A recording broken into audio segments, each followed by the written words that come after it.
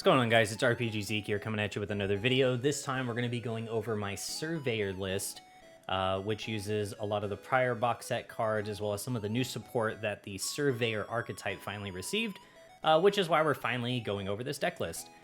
This deck list for me was just something that was really fun. It's definitely not meta-defining, but in a local scene or just playing in the Discords, whatever the case is, it is a fun deck that does utilize a good amount of my backlog of cards.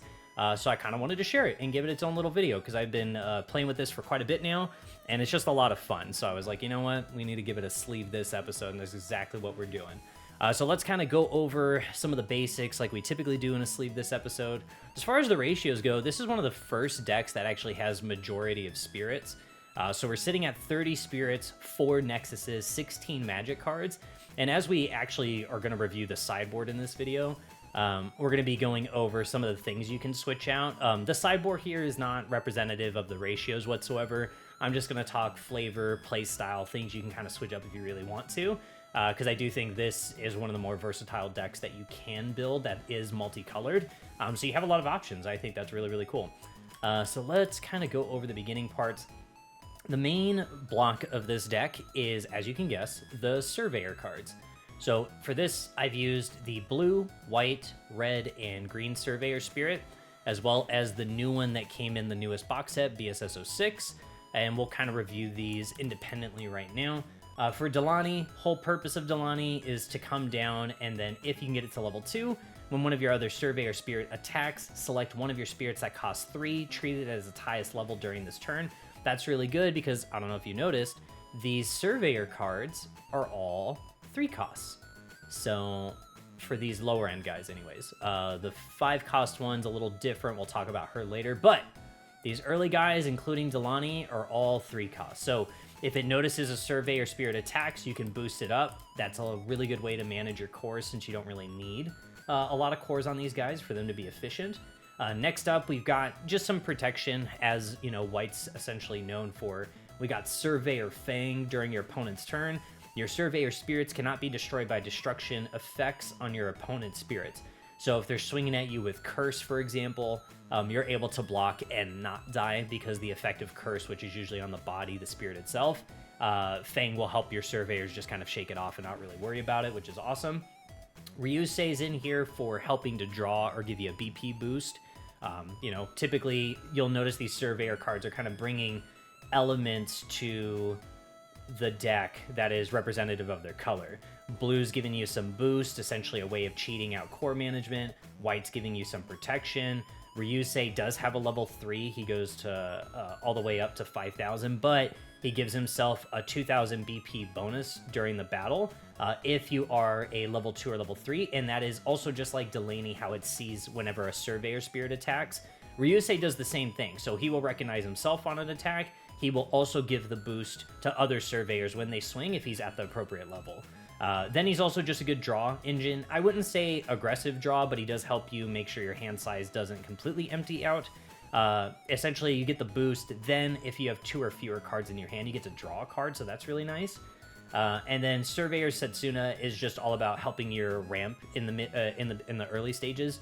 So when one of your Surveyor Spirits attacks, reduces your opponent's life, you can select one of your Surveyor Spirits and place a core from the void onto it. That's really good. Again, he's not really in here for too much else other than some of the magic cards having some green reduction, so it does play nice into that. And then some of the other spirits you're going to see too will also recognize the green symbol that Setsuna's bringing to the board. But that ramp is really obnoxious for the opponent if you're already hitting them by turn 2 or turn 3 with potentially 2 or 3 Surveyors. Because again, they're all 3 cost, so they're relatively easy to get out, but you'll notice their reductions on these guys. They see every color reduction except for themselves. So Ryusei is a good example. Ryusei is a red spirit. He does not see red reduction. So if you were to drop 2 Ryusei next to each other, you're only getting no reduction. There's no reduction or benefit there for Ryusei.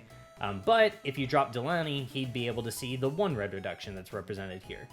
So playing them and getting the board kind of wide and not having the same Surveyor is kind of something you're really going for, since their color reduction doesn't really stack in that situation. Next up, let's review the 5 cost Surveyor, because like I said, she is new to this box set, BSS06. When summoning this card, if your opponent controls a Skybinder spirit, this card costs 3. Skybinders, for example, that are really played right now, Zamitza, Tamba, and then, why can't I remember her name? Sushi Girl, which is a 4 cost, but she's also a Skybinder. So being able to reduce her cost, which she does see another purple symbol as a cost reduction, so that is different from the other surveyors.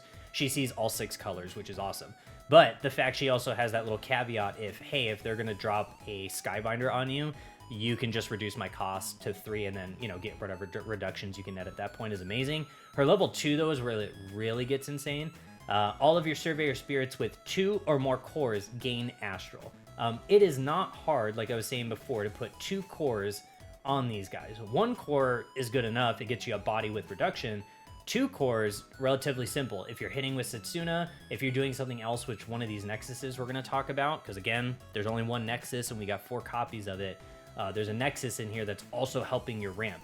On top of this new really good card from BSS06, Life Charge, you get to select one of your spirits that costs 3 or more. You destroy it. You place a core. You place 3 cores from the void into your reserve. It's easy ramp. So like you can easily sacrifice one of your surveyors.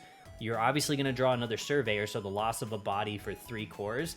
As you can already see, hitting the situation of having 2 cores on her, as well as 2 cores on any of your other surveyors, really easy to do, helps open up the board state and really put your opponent on the back foot if they cannot answer this card. Yes, she is a 5 cost. I understand that's a lot of the Magic's territory for removal, and her BP isn't all that high, but again, 2 cores puts her at 8,000. That does save her from a lot of other BP removal magics. So yeah, she's a great card. That's why she's a copy, 4 copies in here, is to help proc that other tech from the surveyors. The next thing we're going to talk about, since we kind of reviewed the surveyors, is their main support in the deck, which is coming from Inverted World. This new Nexus, which came out, again, this most recent box set, BSS06, it allows you to summon a Surveyor Spirit from your hand, treat the color of the symbol on this Nexus, and the symbol colors of all your spirits that cost 3 as red, purple, white, yellow, green, and blue as well. So for example, in that situation I was saying before, where like, let's say you had 2 Ryusei on the board, well, if you had 2 and then you finally played Inverted World unfortunately only sees yellow reduction, but when you drop, let's say, another Ryusei, you would see the yellow reduction from Inverted World, which is fine, but then you can also change the symbol on your 2 Ryusei to be something else, green and blue, for example. Oh wow, now you've met all the color reduction, and you can drop your 3rd Ryusei for free. It's just a way of cheapening out to get more surveyors on board, because again, it only affects the 3 costs, but again, if Murasaki is looking at a Skybinder on the other end, you can proc that too, and then still get the reduction. So it is really interesting, but the big thing for Inverted World is the level 2. When your spirit that costs 3 or 5 attacks, place a core from the void onto it. If it is a Surveyor spirit, you might also link it with a spirit with link, ignoring the link requirement. We're going to talk about links here in a minute, but again, the ramp on the 3 and 5 cost is really, really big. I like Inverted World so much, I actually run it in a yellow list of mine, just because there's so many yellow cards that play in the 3 or 5 cost category, and getting a ramp just from swinging, in my opinion, is really, really gross. So I really like that. But yeah, Murasaki, all the 3 cost surveyors are able to utilize that, because again, their costs, we've got the 3 costs, and then we've got the 5 cost. Because again, after she comes down, the summoning thing is where she gets the cost into 3. But when she's on the board, she's a 5 cost again. So Inverted World's going to be able to proc off most of our bodies. Now, let's talk about Link a little bit in the situation, or the things I decided to go for in this. One of the first Link spirits that I really like this box set is Warlord Liuan. What it is this red tag is saying, hey, if you meet this requirement when you attack, I can join you in battle. I can add my symbol to the attacking with the attacking spirit and my BP. So if you swing with a cost 4 or more, you can turn this card sideways as well. And the BP and the symbol, which this guy just has 1 symbol, he's a red reduction. he's able to add it. So, for example, if we had Murasaki and we're swinging for 5,000, we only had 1 core on her. And then Link Spirits only need 1 core. They don't really have higher levels. So you put the 1 core on, you swing, and then you're able to add that 3,000 plus the symbol, meaning you would be swinging at your opponent for 2 life instead of just the 1, and then you would boost her by the BP that's represented on Warlord Leowan. So it would go up an additional 3,000. So then she's swinging for 8,000, 2 symbols, and now it's a really big threat on your opponent, and they kind of have to figure some stuff out. When these Link Spirits go into play and they start linking, exhausting them, or turning themselves sideways to join that attacking spirit, they also have abilities that proc. This one, when it links, you draw a card, then you select one of your opponent's spirits with 4,000 or fewer BP and destroy it. It is really easy and early game mitigation, and it helps fill your hand. Obviously, if you get this down with Inverted World's going to allow your 3-cost spirits, your surveyors, to link without having to worry about the red tag. So then they can just all take benefit of Leowan. Now, will that always happen? No. But Leowan, even in itself, is still a really good card. You'll notice it's a 4-cost, but it does have some meaty reduction. Because again, the reduction I'm going for here is multicolored for the most part. So this guy sees a blue, a green, and a red. We have Delani, Ryusei, Setsuna. So we're able to drop this guy potentially for 1, and even if you only have 1 or 2 other surveyors, dropping him for 2, dropping him for 3, it's the cost you're used to playing in with this deck, because none of the stuff here is really going to be any high cost. And Leowan, because being a Link Spirit, it's just good utility. The other one I did for fun, and this, again, is not meta-defining by any means, but I had a lot of fun with Violet Hazebore. He is a 5-cost, but he does see purple and only green reduction, so kind of mitigating how much reduction he can see. He's only a 2 in here because you can switch him out for some of the sideboard as we go over that in a minute. And his thing is he can only link with no effects listed. Everything in here has an effect, so it's not really working. We're only linking with Hazebore when we have Inverted World online and we have those 2 cores. Now, that's obviously lining up the stars and really trying to aim for a home run if we're able to do it, but I thought the effect was pretty cool. When the spirit links, select one of your opponent's exhausted spirits and destroy it. It just says kill it. Like, it doesn't care about anything else. It's like, hey, if it's sideways, just get rid of it. It's cool removal. Is it good? I don't know. Is it fun? Yes, it's definitely a 9 out of 10 on my fun scale when it can happen. It's just one of those things that I like to put into a deck just so I can flex and be like, I was able to do that combo, and I pat myself on the back, and then a lot of people line up down the street and they start cheering me on and throwing confetti at me. It's annoying, sure, but I'll take the praise when it happens. The last card, which is like the boss monster to this, again, this guy is the box topper and very accessible card. Great Overlord God Sex. He's a 6-cost, he counts as all colors, and he sees all reduction. So again, just more of playing in the same kind of situation I enjoy playing, which is getting this guy to see all these reductions to come down for a little bit less. He is mainly our tool to use with the Link Spirits if needed.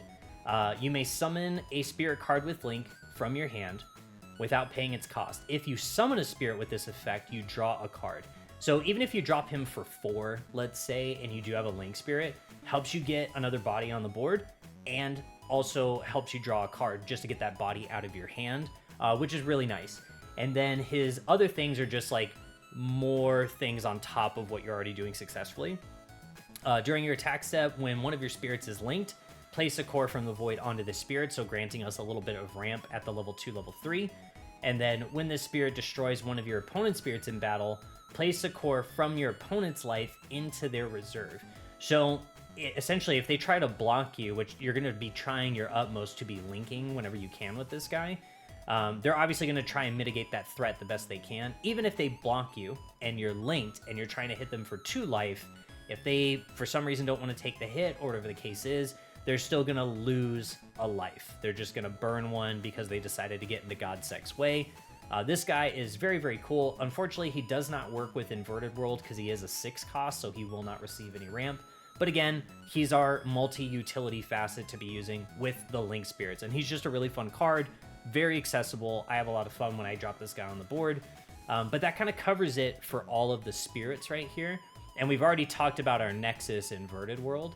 So we're just going to go over the magics now. Of course, we'll talk about the one that is, I feel like, always in here, is Absolute Ice Shield. I will say, this is probably the first time I feel really good with how much weird utility this deck has, where you could probably take Ice Shield in this deck down to 2, or even just pull it all together, as we'll kind of talk about the sideboard a little bit, because you're able to do so much. Really, the downfall of this deck is if you're able to diminish your hand and get everything on the board, that can be good and bad, because obviously if you don't have a hand, your opponent knows everything you have on the board is what they're able to push with or kind of deal with or sort out themselves, which kind of leaves you in an odd position.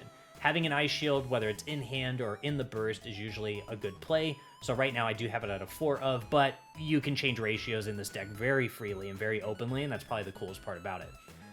Absolute Ice Shield, again, will make it so if you lose a life, you can just put it right back from your reserve. And then you can also pay the effect to end the battle. So if the opponent has 4 people wide, they're swinging at you, you can pay it, say, hey, you're only attacking with 1, the other 3 aren't going to be able to do anything, and then it passes turn to you, which is really nice. The next card that I've been having a lot of fun with is Crystalline Phantasm.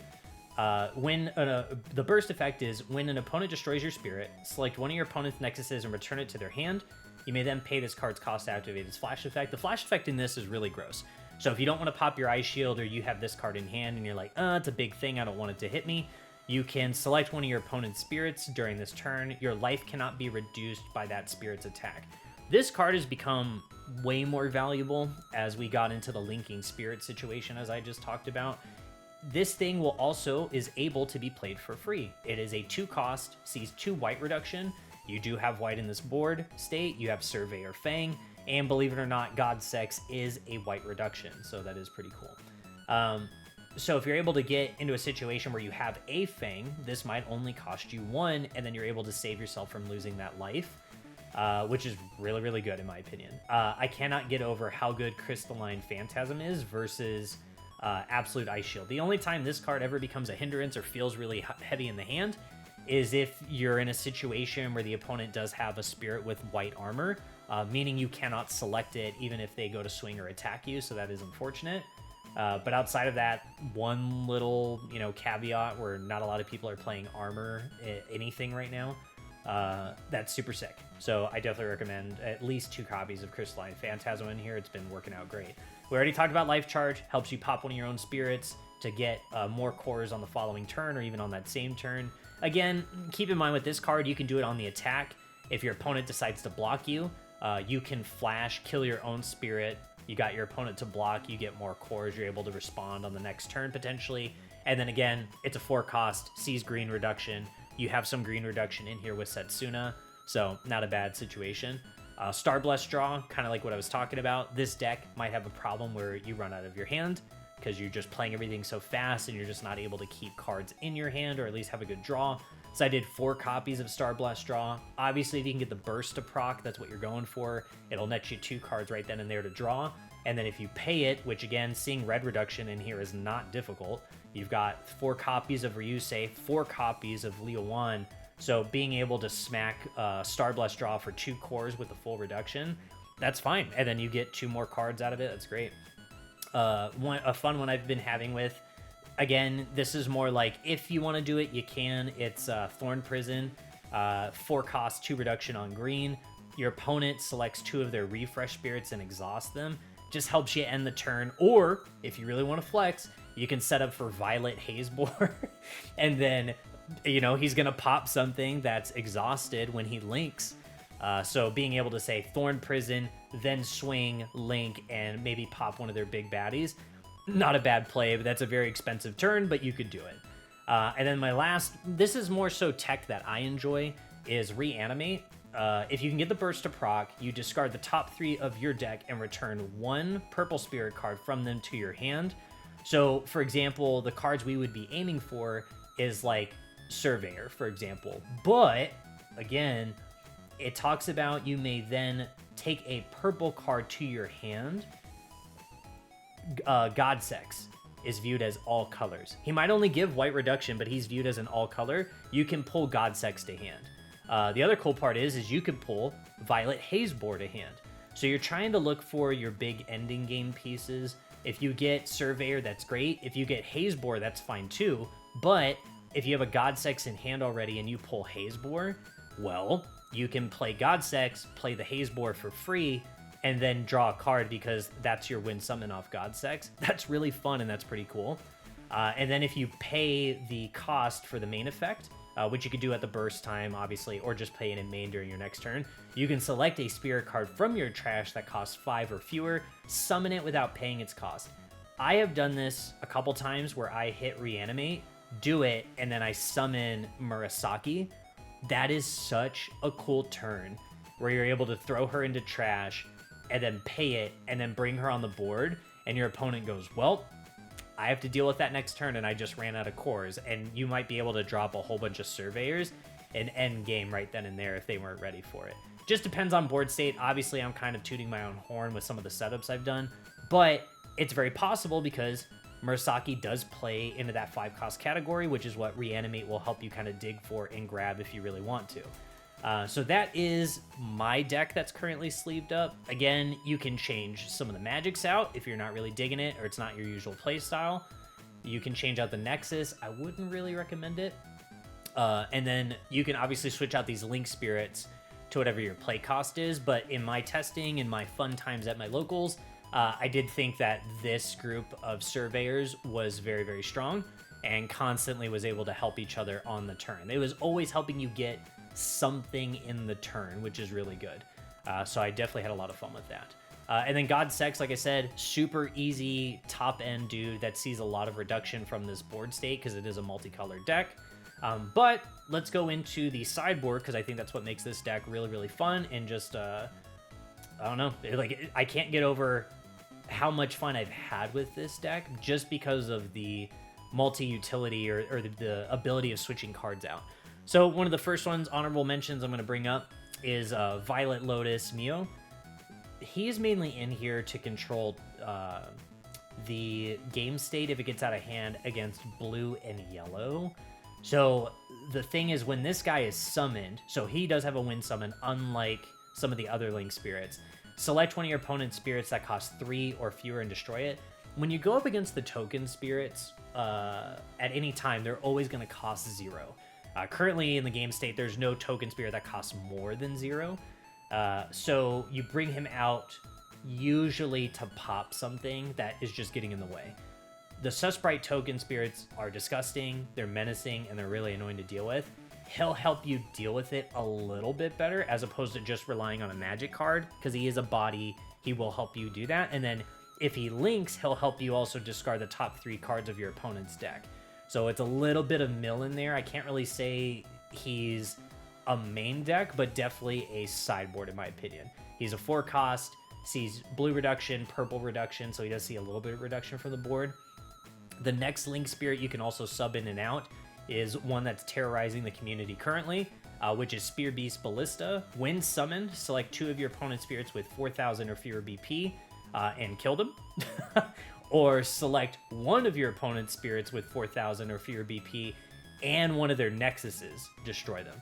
So you have an or statement here. You can pick the 2 spirits to kind of kill over, clear the way, or you can just move straight into killing 1 spirit and grabbing a nexus. If they don't have a spirit, you can still absolutely destroy a nexus. So he's in here mainly for the Nexus Hate. He is a 6-cost, so a little bit on the top end, and then he does see 2 red, 2 blue reduction. Again, Delani's in here, Ryusei's in here. You have another Link Spirit that sees the red reduction, or that gives you the red reduction, which is Leo 1. So you're able to get into Spear Beast relatively easy. And again, if you have a Godsex and you have a Spear Beast in hand and there's a Nexus that's really driving you crazy, pay for your Godsex, drop your Spear Beast Ballista, and then profit. And then not only that, you're able to link, you get your ramp, you do all this other fun stuff. So yeah, Spear Beast Ballista, I definitely think he's more of like a 3 of. I have him as a 2 of in the sideboard, but Again, honorable mention, just some kind of flavor you can switch out instead of using Violet Hazebore. One of the cards I definitely had to bring up, because I am having a lot of fun going back and visiting some of the old cards when it came to building this deck, is 6 Aegis Emperor Kai. So just like Reanimate's helping us fish for things, or at least mill some of our own deck to pull something from the trash, if you're in late game somehow with this deck and it's still just a lot of back and forth, or you're having a hard time pressuring, you can pay, hopefully by then, for 6 Aegis Emperor Kai. She's a 7 cost, a little bit of an odd number, only sees 3 reduction, but when summoned from your trash, select 1 spirit card for each of the following colors: purple, yellow, white, green, and blue, and return them to your hand. So she's able to just help you grab a whole bunch of spirits back to hand, which is the whole point of me using her. And that's been a lot of fun. When this spirit attacks, select one of your opponent's spirits with 3,000 or fewer BP for each of your spirits with a different colored symbol and destroy them.